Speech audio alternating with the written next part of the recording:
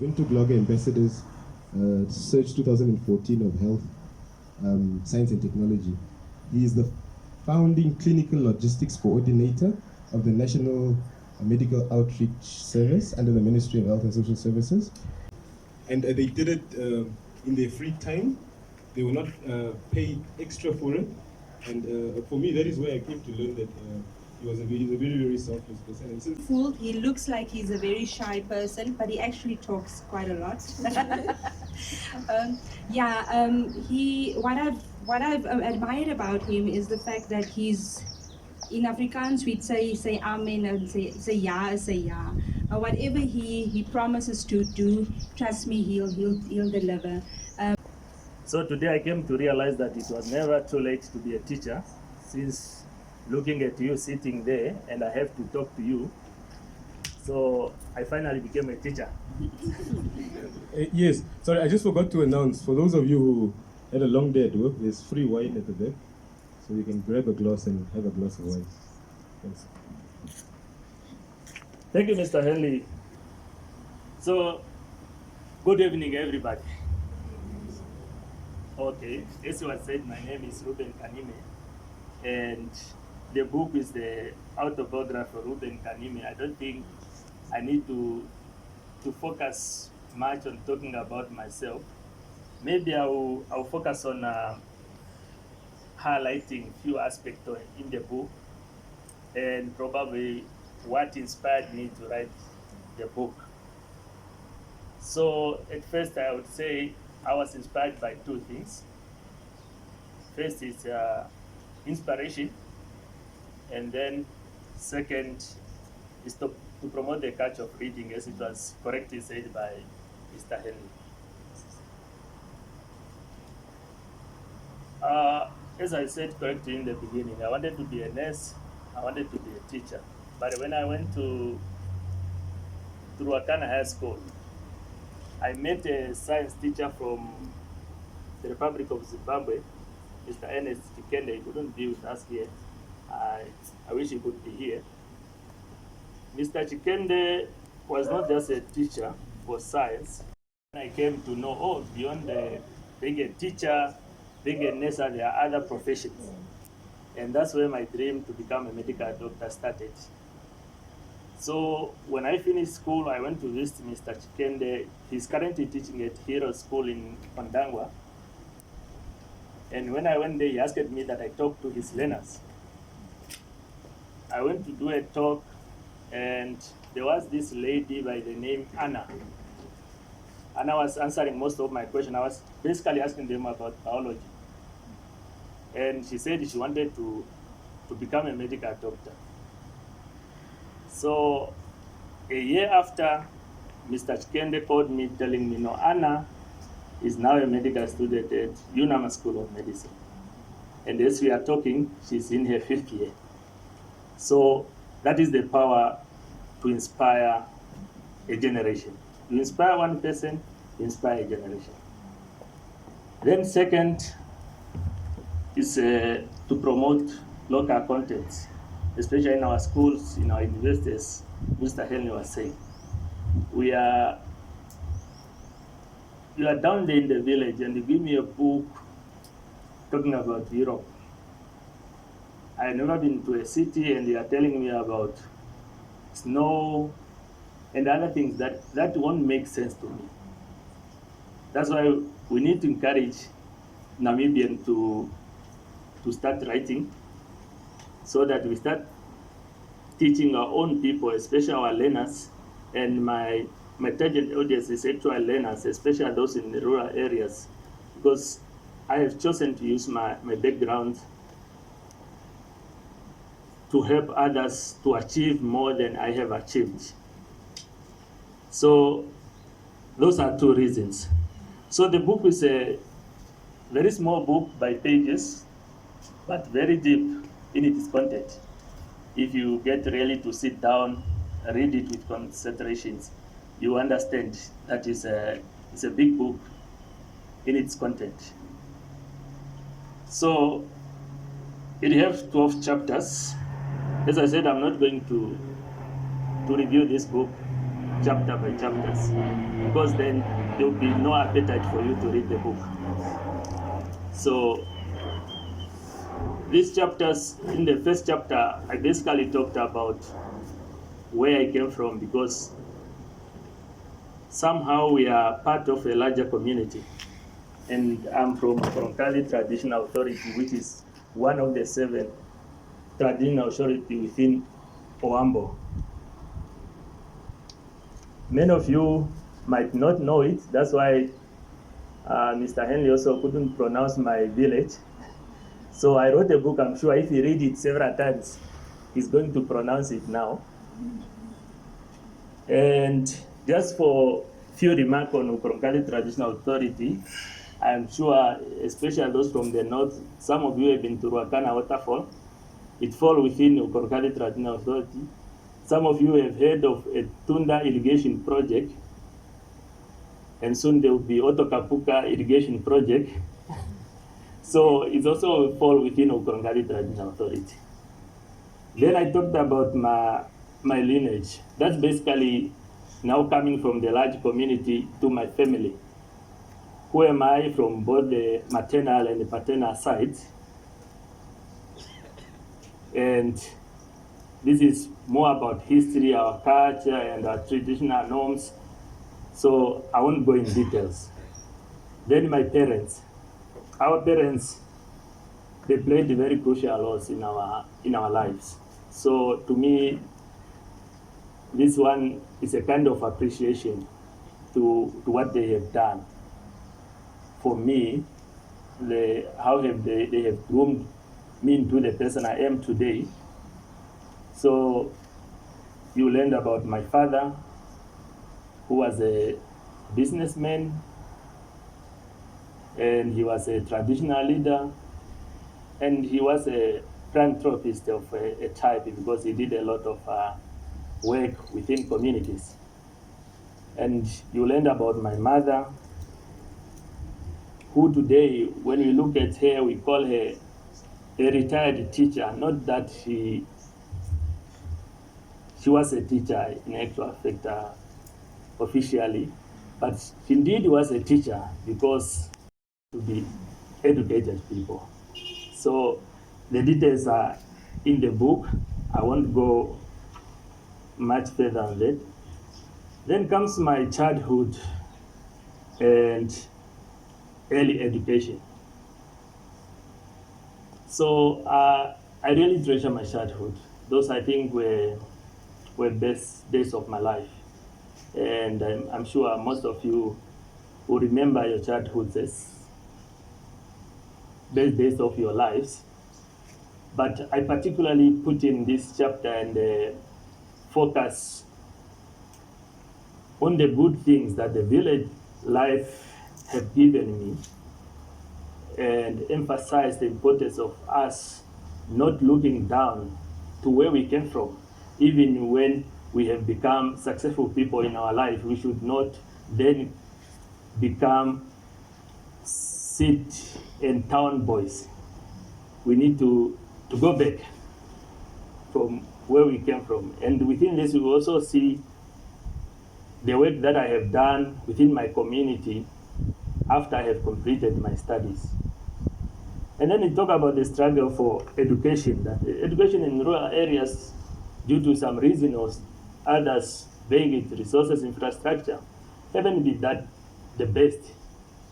But due to efforts, most of us are successful today, and we really worked hard to get where we are. So it's just a message there that when you are born in the village and you grew up there, you are definitely not inferior to other people who were born in town and cities. And I can make an example again of myself. That was 2004 when I came to Windhoek. And by then, I wanted to become an engineer, because we didn't have School of Medicine then. And when I applied for UNAM, they used to give people science there, and they sent you essay, but they said I was just in a waiting list. But at Polytech then, I was accepted to do engineering. So I went there, but since I didn't have an acceptance letter. While I was in the queue for registration, it here, these guys are well off. So we went for the test, we wrote it. So when I got the paper, things were making sense to me. So I managed to write. Then in the afternoon, we came for our results. In front of me, there were around 3 people. As those guys went in the office, they just came shaking their head. Then I almost turned also before, even without going in, because I said, if these guys who are speaking Afrikaans, they have failed. How about me? Then I went there, and to my surprise, when I entered, the lady who was there assisting us said, "No, congratulations, Mr. Kanime, you have passed." So since that day, I came to realize that we don't need to look down at ourselves. No matter where we were born, how we grew up, you can make it anywhere. So I was encouraged by that moment. And since that day, I have this kind of courage that whatever I put my mind on, I will make sure that I have accomplished it.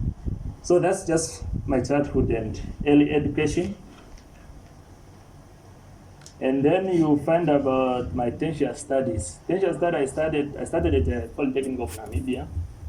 But when I was at school, inspired by Mr. Hench Shimutwikeni, and in one of our, in our biology classes, we were learning about human organs.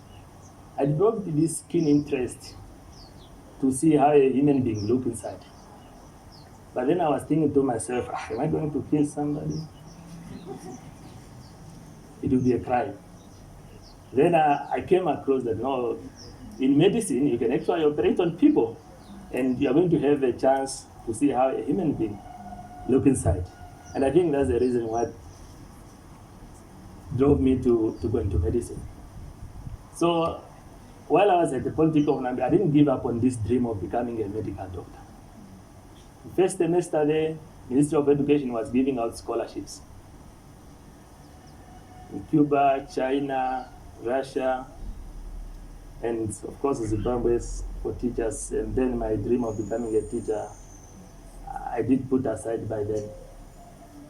So I went to apply. The day I went to the ministry, Cuba, China, I think the due date have already passed, and then the guy told me, but there's only Russia. Okay, I tried my best. Though still, I was still having that kind of low self-esteem, thinking, the competition is tight. I will not make it. So to my surprise, one day when I was sitting in a laboratory as an engineering student doing some work, I got a call from the Minister of Education, and it was another congratulation. So I was chosen to go and study medicine in Russia. I felt like confused that day, and I went there asking if it's true or maybe there was somebody joking with me. So I went there, they said, no, it's true. Then they said, we just need your passport. What is a passport? I didn't have a passport. So they was, okay, no, you don't have a passport. Okay, since you qualified, we'll give you a letter, you go to the Ministry of Home Affairs, then they will give you passport within days, then we can give you a visa, you can go and study. And that's exactly what happened. And in October of 2004, I took my first flight, and I think that's the next chapter. My first flight. Stories, even from those people who have never been in a plane. You are going to vomit. And this and that. Some were even saying, you probably not even reach Russia. So I was excited, prepared for my flight. There was not really so much guidance. I didn't have so many people who have traveled before by plane. And we're given money by the ministry, pocket money, to buy things, including our suitcase and everything. So I looked at my money, I said, I don't know where I'm going. And now this is coming from the you know how you were brought up in the village. You should not just mess with anything that you gain. I'm not going to waste my money. So I went to Pep. I bought myself this big, it's a very big bag, but it doesn't have, you know, wheels. So to my surprise, I get to Hosea Kutako, the group of the people that I'm going, everybody is just pulling. Everybody, as I looked at myself, I said, okay, it's fine. It's fine. So we went to Russia, the flight we went through Joburg, then Germany. I remember at night, we were just in the air there, and the pilot, the captain, at one point, they have to caution us to tighten our seatbelt as we were crossing the equator. And the time I was hearing about the equator is when we were, you know, geography. Now it was reality, I'm crossing it, you know. So Germany, then Russia. And then that takes us to the next chapter, now within the Russian Federation. Russia, the struggle continued. You know, when I was, I went to Omifi Combined School as a primary school. And then I changed grade 10, I went to Mahala. At Mahala, I was having issue with English. The colleagues who have been there since grade 8, they were better off than us who came there just for grade 10. So when they are chatting during break times, you have really to listen attentively, and when you see there's a chance and you know the word, then you hit. So now coming to Russia again, it's another language. When we get in the airport, people are just talking, except the foreigners who were coming in. People are just talking the language we don't understand. Then they put us at a separate section of the airport.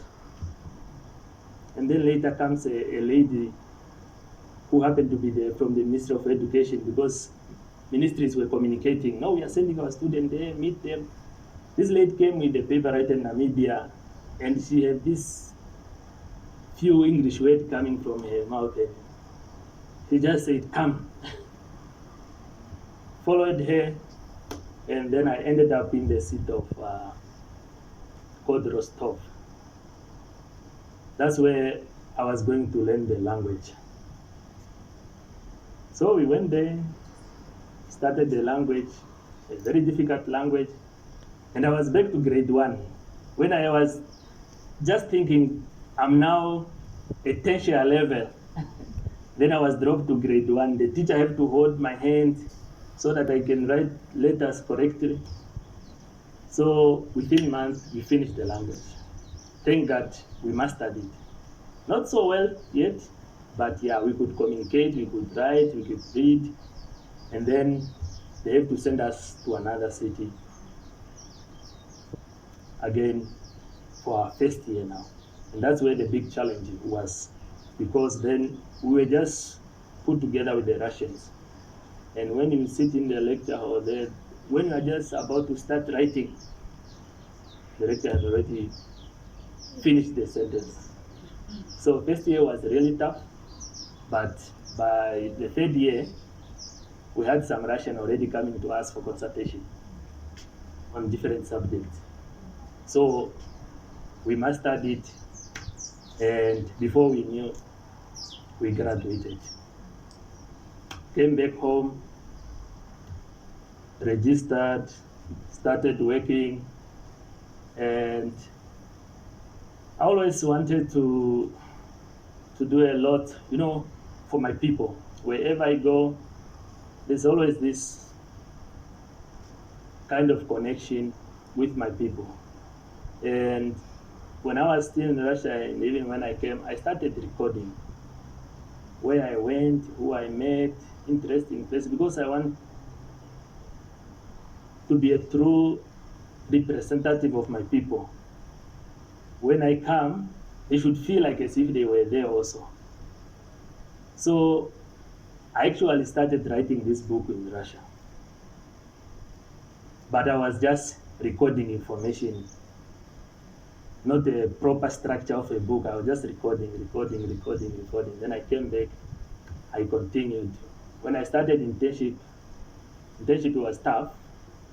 I have one of my senior here, Dr. Benjamin. He can tell that medical internship is not a joke. So it's for 2 years. I forget about books and 4 other things. Then eventually I graduated from internship, get registered as a general practitioner. And then I turned my mind again to my book, to other activities. And that's where my community approached me. There was this kindergarten that looked like a cooker shop in the village. And they approached me, they said, no, we want to rename it after you. Okay, that's a good idea.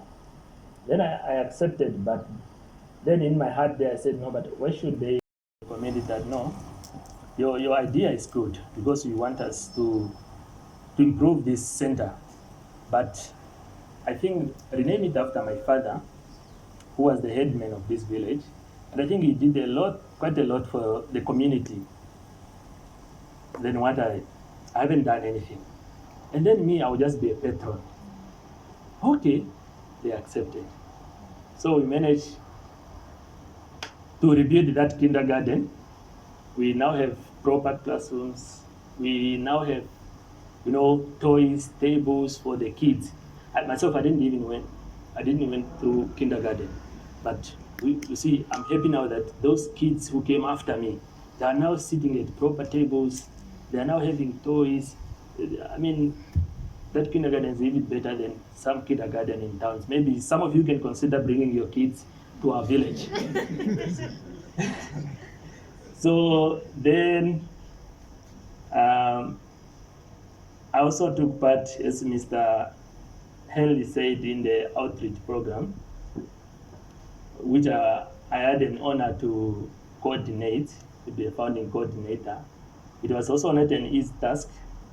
Dr. Bernard Delfico was just appointed as a minister, and then he had this idea to take the service to the people from where we are and go to regions, to district hospital to assist people.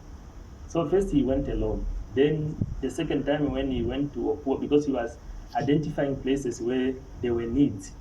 When he went to Opuo, he invited, whoever want to join, you can come with me. Me and my other 6 colleagues joined him. We went to Opuo, we assessed the hospital, we did some few works there, though we couldn't do much because of equipment and that. And then when he came back, he said, I think this thing gonna work. So I want you to assist me to start coordinating this program and see if we can reach out to many people.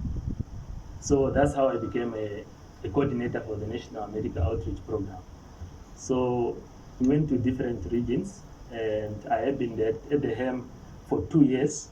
And when I left, I think we reached to almost to all the regions. The only region then we haven't gone to is Omaheke.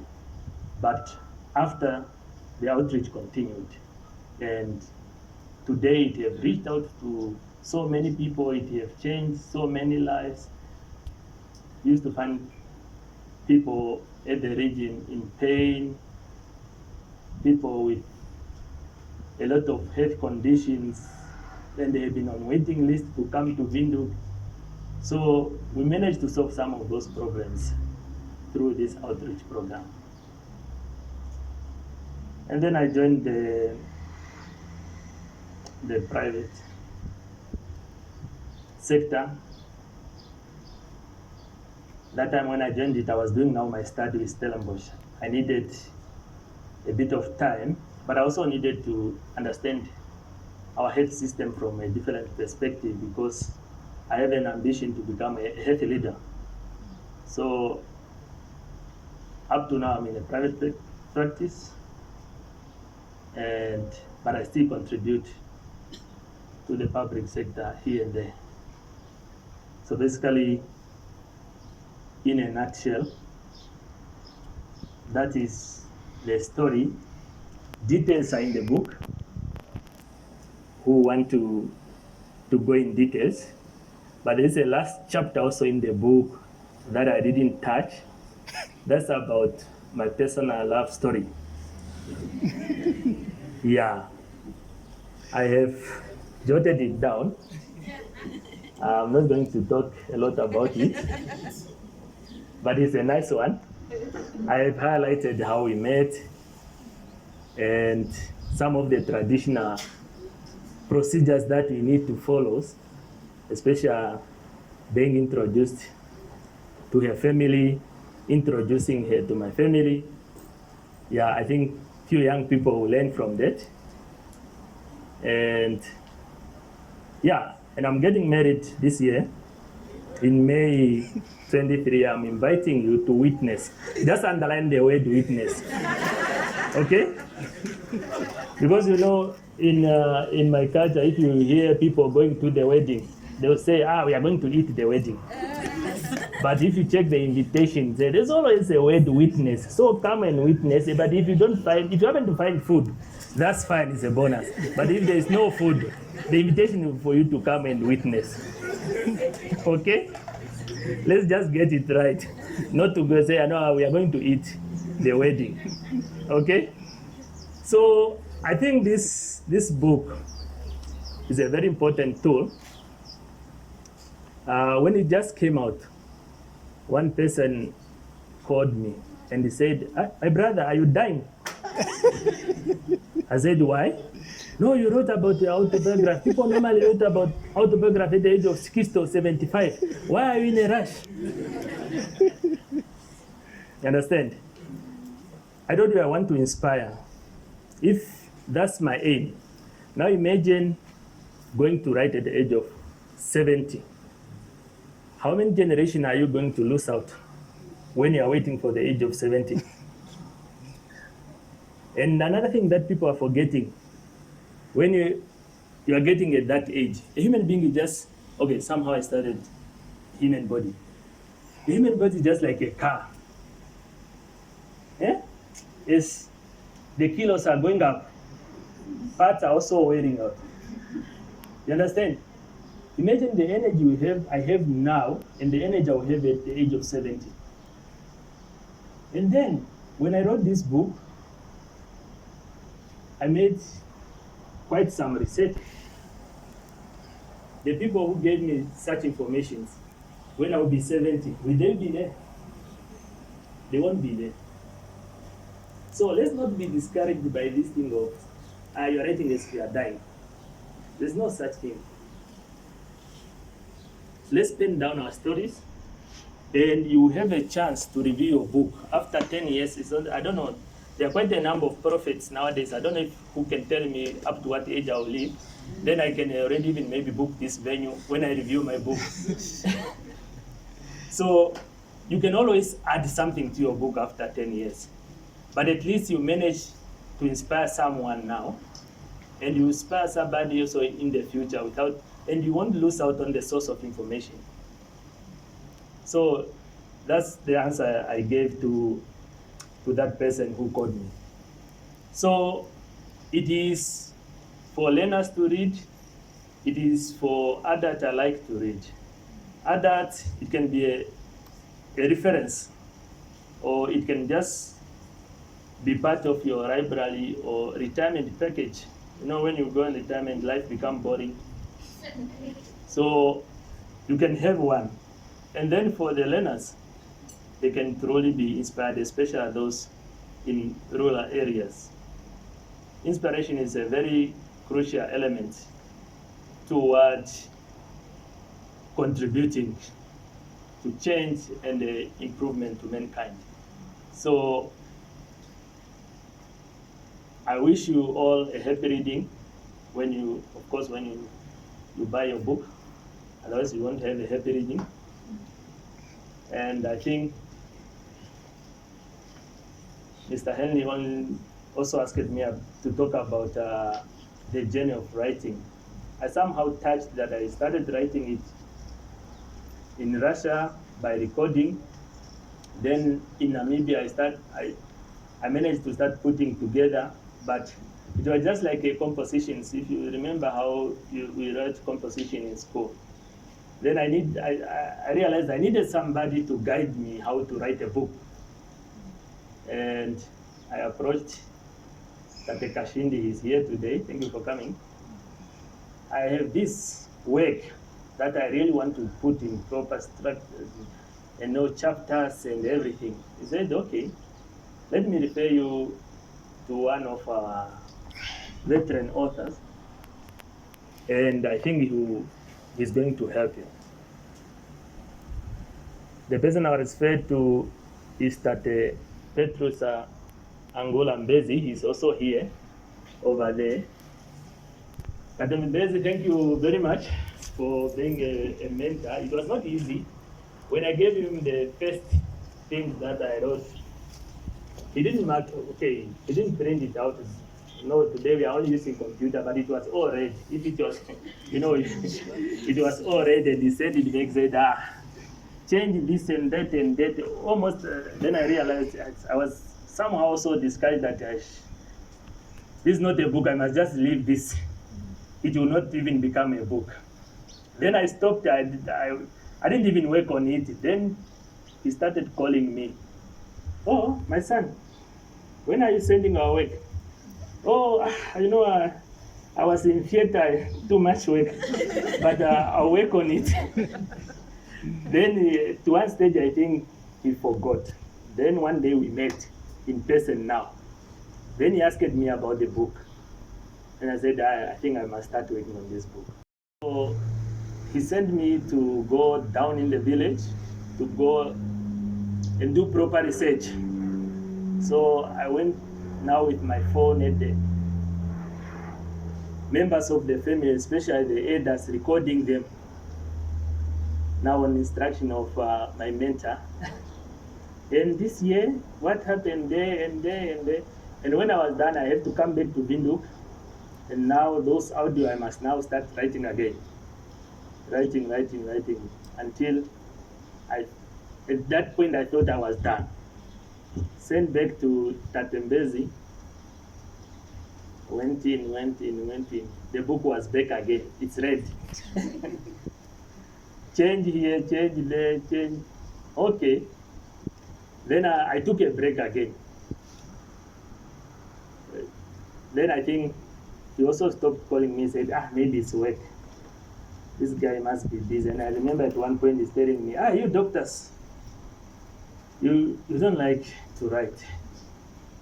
And I hope you finish that book. So I tried my best again, not to waste his effort, then continued writing. Then at last he said, no, now we are at the best level, but now we need some editors who can do proper work on this book. So send it to editors, and again there was some marking in red there that we have to change, but that was not a lot. And we finally finished, and by the end of last year, we had the book in our hands. So it's not any easy journey. It will require you to wake up at night and work throughout the night. And I think I was also working, most of the time I was working at night, because daytime I'm at work and our work can be hectic. And the day that I'm tired, I will feel like, this book must wait, man. So, but actually there's an importance, and it gives you joy when you finally have that book and you call yourself an author, like Mr. Henley was saying. You see, you can even put it in your CV that you have written a book.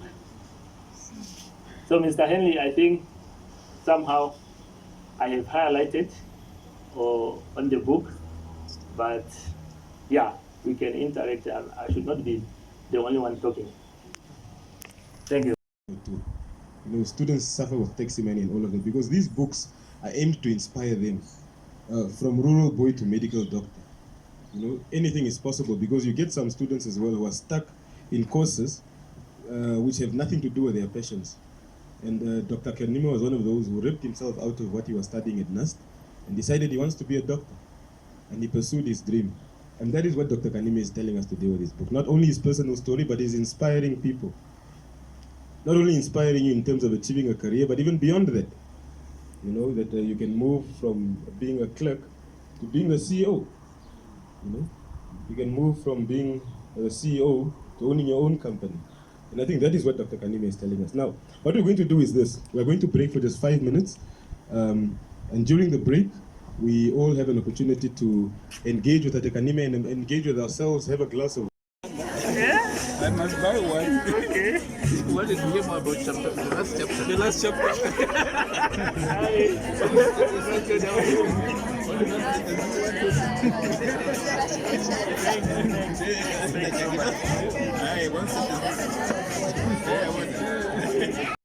Oh, congratulations. Well done. He's one of the most humble people I know on this planet. Okay. At least from the book I learned where he comes from. I thought I knew, or from the first day I met him. But I learned more about this gentleman. Okay. Thank you. So well done.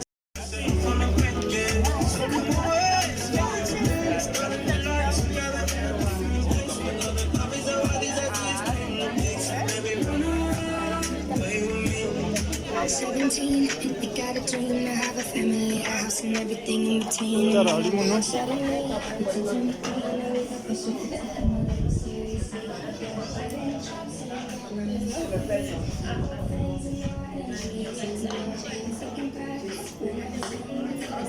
That's amazing.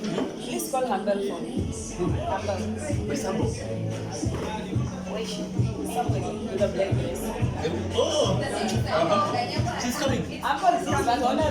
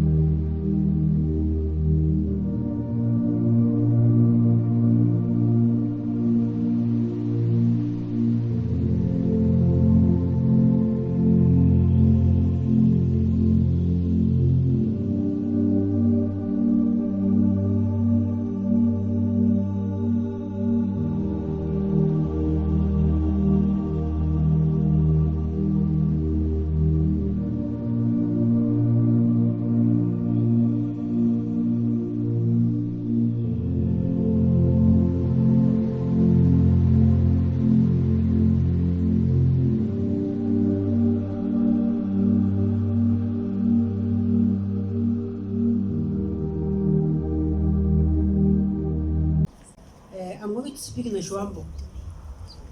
Okay? One can translate.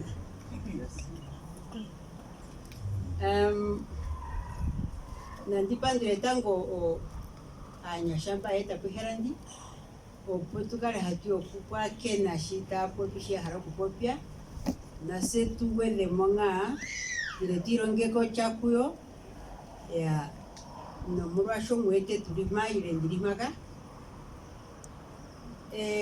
ochi shicha eta ngimaka ninu nene ojo kutia shindale shamo mo muhamutu mo matungaraka geni onde kitsamwe dina lyo matinguno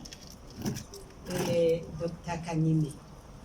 Dr. Kanime nga inandi nchua chiri ashiko nangwa za poviri jonanga mandaza mandavalwa ondamono kambohono kumatukano kulesha no oh ya ngashindiringi ngani mkulu nukugani mengono nde inandi changa shindiringa onda kasandi sunye ayendi pandura ngo onde mpandura shasho kambohano chiri akaticha mano nambanya shamba amushike mba mulima ya ondiete kutia etokololie okweli ninga yali aza ko mtima wae opo aganje ohokwe no kukala onubolo kulesha kanona epipilie ngashe yatumbula makambo mono bayasikala pamwe naye kanona epipiali alandura nase onga tufike ma ngashani tukutia ndakula ngaende nandoka mwa kina ndichanga Yesu kwa ntinga ndichanga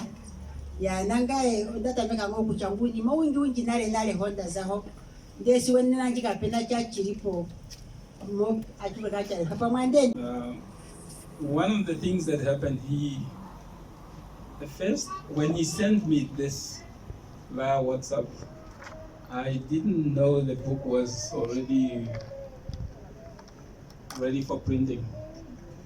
And when it was printed, he delivered a copy to my office, which was very nice. I read it, and it took me just about a Saturday, and by Sunday I was done. But one of the things I've done is, perhaps it has confirmed few things I thought about him before I actually read the book. I met him as an intern, and one of the things that struck me about him, a very humble gentleman and a very gentle soul. The second thing is he's very well organized. The outreach program, since he sort of left it, we used to call him the general. It has fallen apart. The organization is not quite the same. I remember going with him on a number of occasions, and I've learned quite a few things about the organization itself and the things that he put in place to ensure. He was always walking around with a laptop, and few times we look for him, he's on a laptop, or he's making a phone call to inquire what was happening elsewhere. So thank you very much for inspiring us. Thank you very much for sharing yourself and your story with us.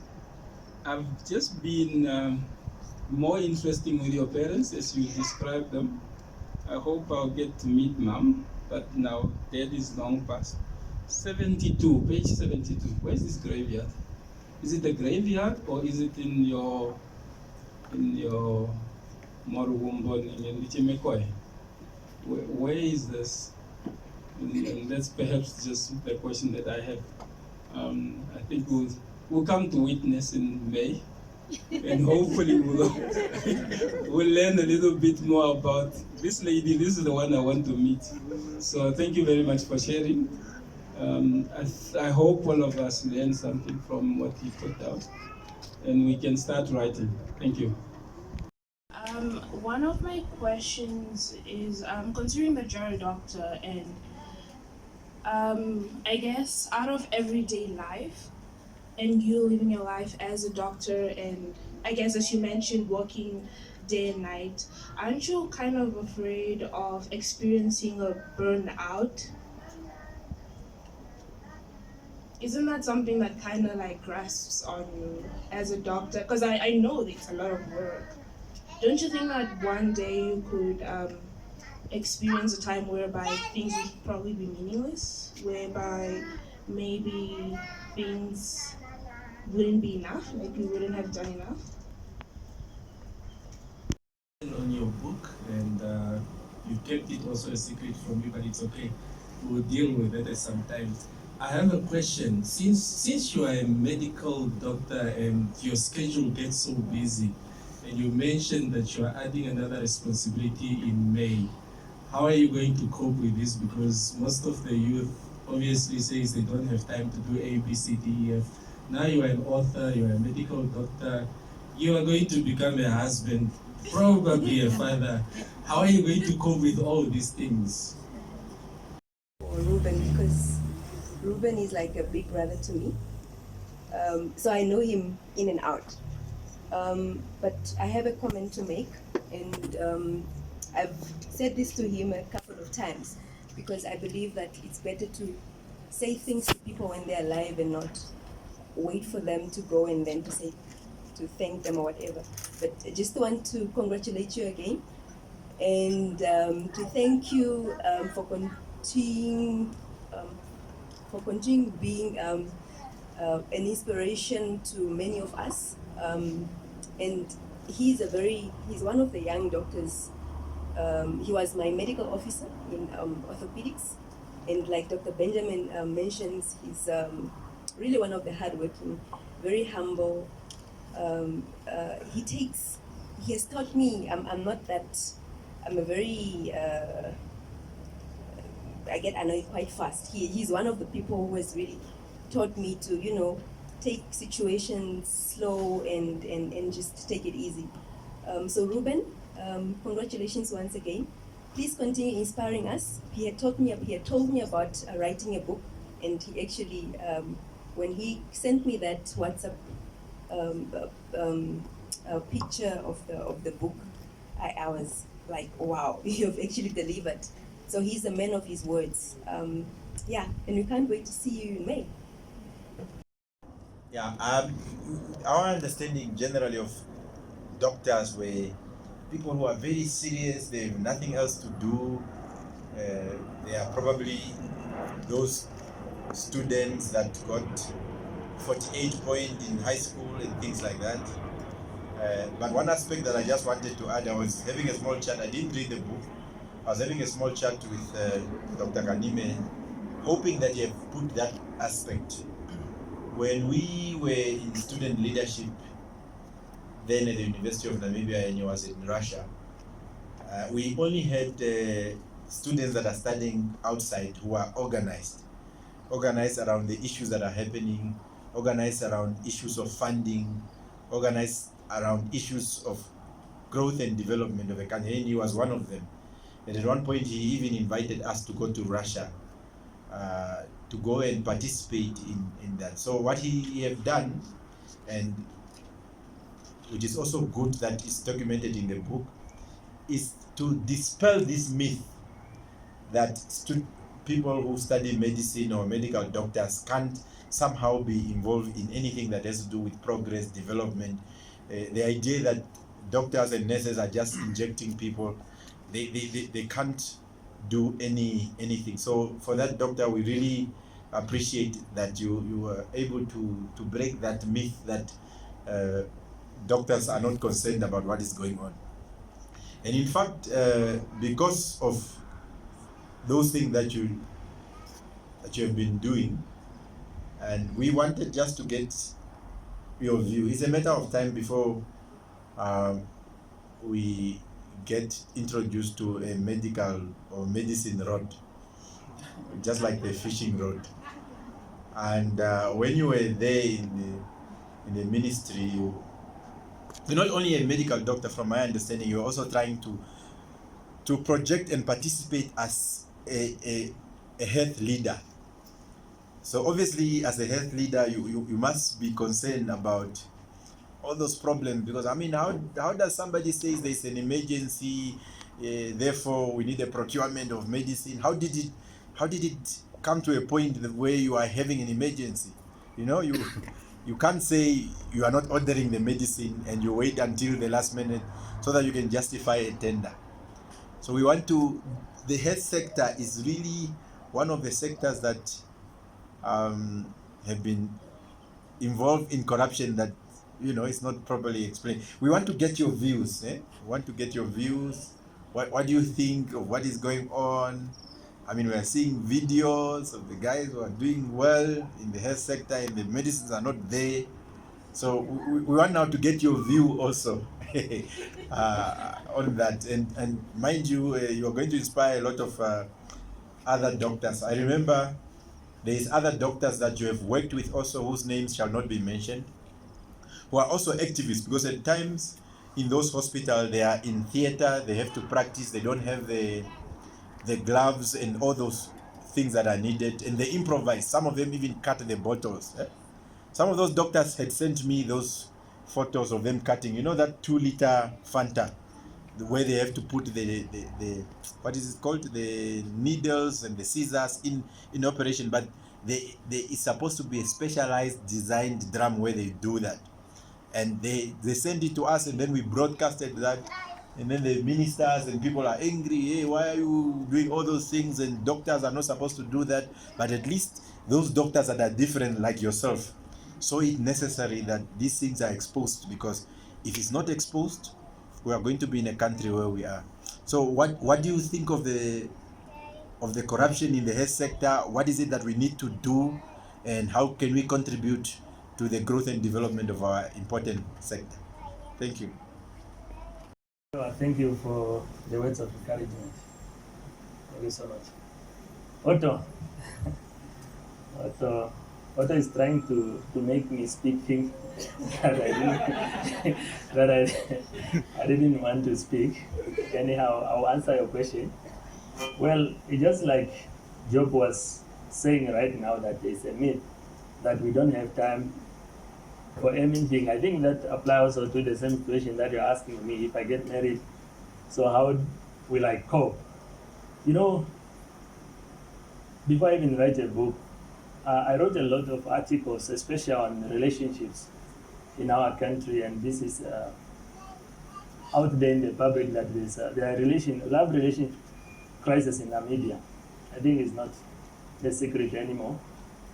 So, but for any profession, I think we are all busy people in our own calling, and how you are going to manage your business and your affairs, it depends on yourself and the person you are in a relationship with. And I think that's very important to find that very person who understands what you are doing and is able to commit him or herself to you, knowing very well that what is your calling. There will be days at night at 1 when you are going to leave the house, going to theater. There will be a weekend when he or she is not going to see you at all. So it depends. You must find the right person, and you must iron out these things before you get to marriage. And I think the mistake is not all about being a doctor, you'll be this. But you can make a mistake if you get the wrong person and you just get in, and the day you on call, he said, me, I'm also going out. Let this house be empty. Understand? So these things, you iron them out first, let the person who understands you, and I think it's like with any other person, it all depends how the two of you understand each other. It will work out. It's not only for medical doctors, it can be for any other person.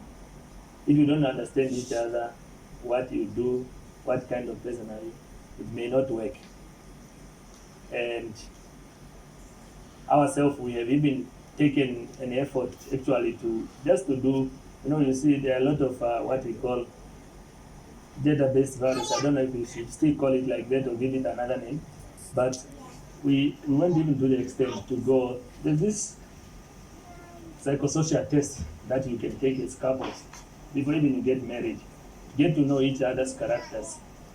Where are you probably going to disagree in your relationship, in your marriage? What's so strong in this person and what's so strong in, and knowing those things is going to help you a lot.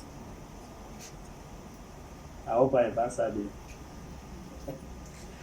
All right, then I come to my brother, Job. Yeah, well, leadership and management, I think, at the current moment have occupied my mind so much, and I'm even currently doing my MBA, and I'm doing also a high certificate in healthcare and management. So yes, corruption is not only in the health sector where it's bad, it's in every sector. Corruption is not good.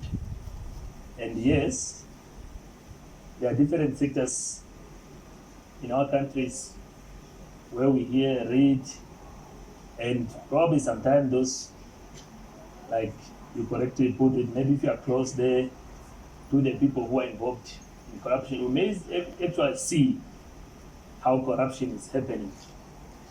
And as for the health sector, it's really have a very, very bad effect, because we then end up with facilities which are not up to standards, where we are not able to buy the required equipment, the medication. Like in Namibia, I think the news of medication has been in newspaper for some times. Yeah, I don't think there's anybody who supports corruption, and it's something that we need to fight. But we are not going to say no. There are individuals who within our sector is corrupt, unless they were proven. I think Hell is going. Hell is a lawyer. Is going to tell us no. The person is just a suspect until proven guilty by the competent court of law. So we leave it to the right people to take it up wherever it's suspected. Then I come to my. Maybe I should make a research on your family. Maybe you are related. Then in the next edition of my book, I will include you also. What is that we are going to do to inspire learners who are still there in rural areas? The answer is simple. We need to go back. Most of us who are here, we were not born here. We were not raised here. But we really make time to go back and talk to our learners. That's what we need to do. Teachers, they are doing their best, but we need to support them. You are attending this event at the Radical Book Namibia. You are learning a lot of things here. I'm not saying become a motivational speaker like Otto Kapuka, if it's not your thing. But a talk, a simple talk, just word of encouragement with learners at your primary school where you were, at your secondary schools. It is us. Nobody is going to change it for us. We are not going to wait for people from outside to go and talk to our learners. We are not going to wait for the government like we like complain, the government must do something. It is us. So myself, when I get time and I get to schools and it's very simple. Talk to teachers, no, introduce yourself. I just want to talk to learners and I want to encourage them. They welcome it very much. And then just remind me of other questions. Sorry. English. What about it? Whether Okay, I got it. Well, I would not say English is a deciding factor to determine the capability of a person, because that's a foreign language that we are just learning. Okay, it's an official language for the country, but you find intelligent people with great potentials. And we can just give an example of our own parents. They don't speak English, but we learned a lot from them. So even for medicine, I don't think English, I didn't study medicine in English. I studied it in Russian. In Russian, I just studied it for 8 months because when you went, we actually late, and I studied it for 7 months, and after that I went for second year. And I managed to study medicine and become a doctor. So I don't think English is a deciding factor, but there is no way we are going probably to escape it in our country. Maybe there's some policies or some sort of thing, then I think we'll leave that to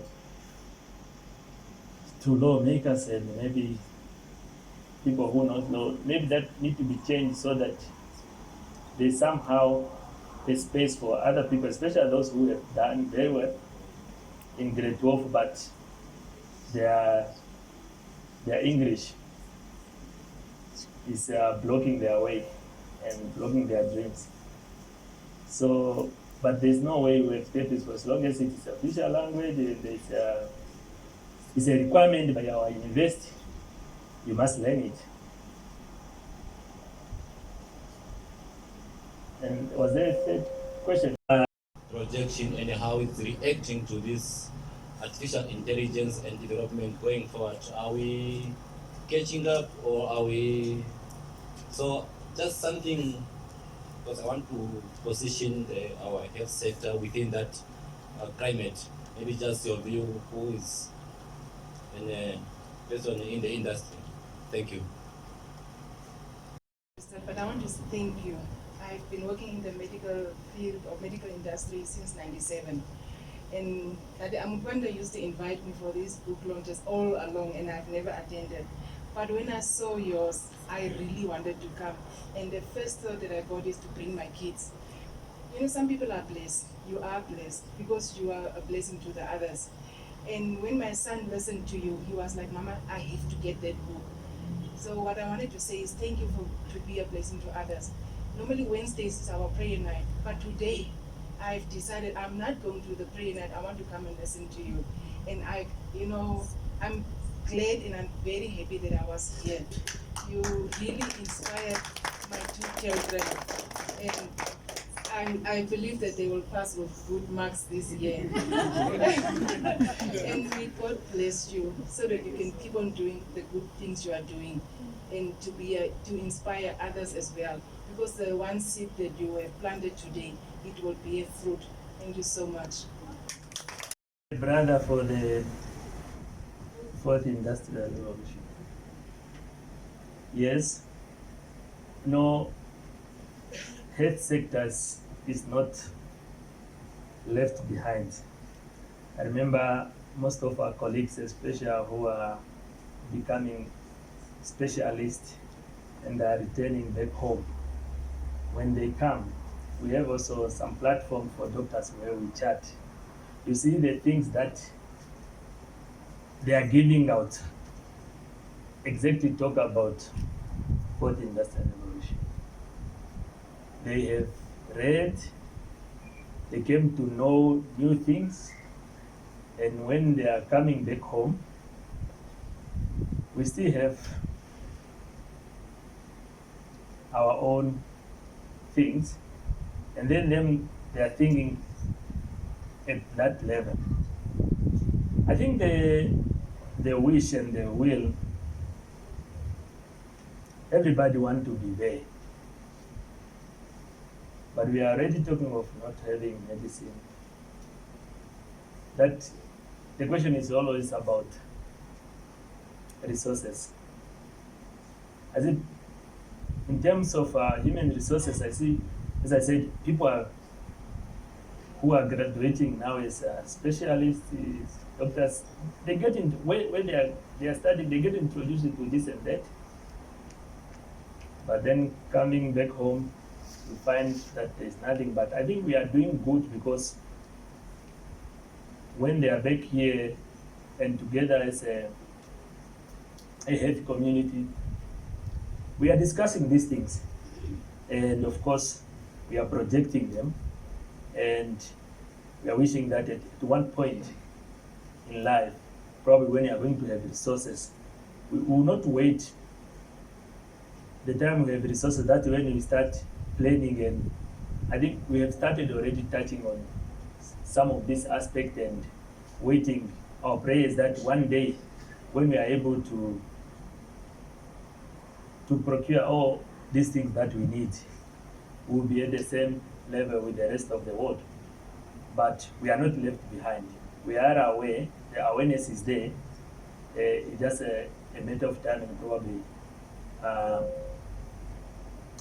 the essential resources that are required for us to get to that level.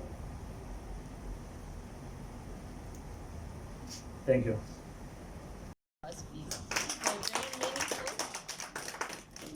Doctor, thank you for a very meaningful and rather interesting discussion that we had here today on Radical Books. We wish to have you back in future with another book.